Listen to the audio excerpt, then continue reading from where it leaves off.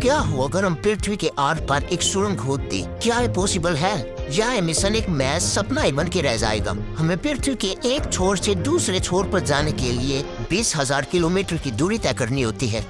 अगर हम किसी तरह पृथ्वी के आर पार एक सुरंग खोद दें तो यह दूरी महज 13,000 किलोमीटर रह जाएगी। अगर आप इस गड्ढे में छलांग लगा देते हो तो आप 15 मिनट में पृथ्वी के कोर तक पहुंच जाओगे। लेकिन पृथ्वी में गड्ढा करना इतना आसान भी नहीं है, क्योंकि जितनी गहराई में हम जाते जाएंगे उतना ही तापमान और प्रेशर बढ़ता जाएगा, जिस कारण हमें ये सफर बीच में रोकना होगा। लेकिन मान लीजिए हमारे पास ऐसे जादुई साजो सामान है जिन पर तापमान और प्रेशर का कोई प्रभाव नहीं होता। चलिए पृथ्वी के सेंटर से होते हुए एक रोमांचित सफर पर चलते हैं। इस सफर को आप बीच में मत छोड़ना, क्योंकि इस सफर मुश्किलों से और कठिनाइयों से भरपूर होने वाला है।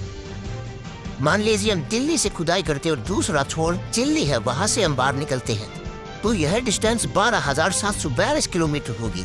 लेकिन सोचने का विषय यह है कि क्या हम दिल्ली से लेकर चिल्ली का सफर किसी तरह तय कर पाएंगे या हमें अपना सफर बीच में छोड़ना होगा। लेकिन पहले हम पृथ्वी की बनावट जान लेते हैं। पहले लेयर क्रस्ट, उसके बाद मेंटल और पृथ्वी का केंद्र जिसे हम कोर कहते हैं। इन सभी लेयर से बनकर पृथ्वी बनी है। जो पहली लेयर है वो पृथ्वी की महज 1% ही है। मान लीजिए हमने खुदाई शुरू की और हम खोदते खोदते 8 किलोमीटर की गहराई तक पहुँच गए, जहाँ पर तापमान 60 डिग्री सेल्सियस से भी ज्यादा बना रहता है। और अब हम अपने मिशन में आगे बढ़ते हुए 40 किलोमीटर का गड्ढा खोद चुके हैं, यानी हम मेंटल में एंटर हो चुके हैं। यहाँ का तापमान 1000 डिग्री सेल्सियस से भी ज्यादा बना रहता है। ये इतना तापमान है कि सोना, चांदी और लोहा भी कुछ मिनटों में पानी बन जाते हैं। अब हम अपने मिशन में 100 किलोमीटर की गहराई तक पहुँच चुके हैं, जहाँ पर तापमान बढ़ोतरी लगातार जारी है और इतने तापमान के कारण इंसानी इक्विपमेंट सभी कुछ सेकंडों में खराब हो जाते हैं। लेकिन मान लीजिए हमारे पास ऐसे इक्विपमेंट है जिन पर तापमान का कोई प्रभाव नहीं होता। लगातार अपने मिशन में आगे बढ़ते हुए हम 150 किलोमीटर की गहराई तक पहुँच चुके हैं, जहाँ पर प्रेशर और तापमान इतना अधिक होता है कि कार्बन भी डायमंड में बदल जाता है। लेकिन हमें डायमंड नहीं चाहिए, पृथ्वी के आर पार गड्ढा चाहिए, इसलिए आगे बढ़ते सफर में।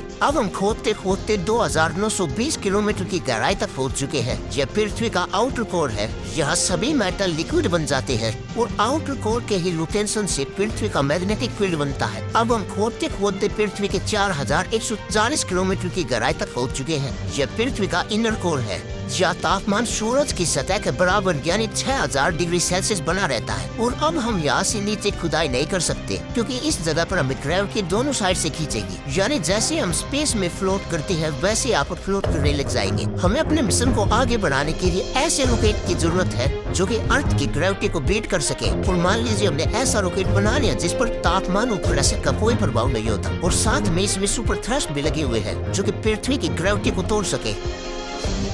इस रॉकेट की मदद से हम सुपर डेंस सॉलिड बॉल यानी कोर में एंटर कर चुके हैं।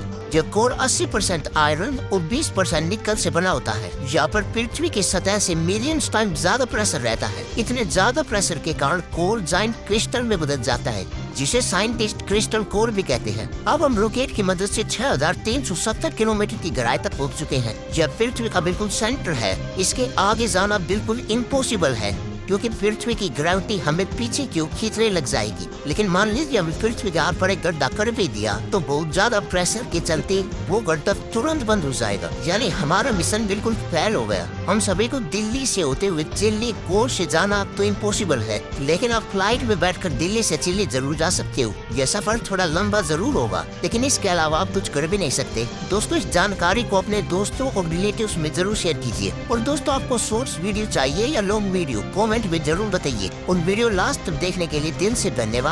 मिलते हैं किसी और रोमांच से भरी वीडियो में।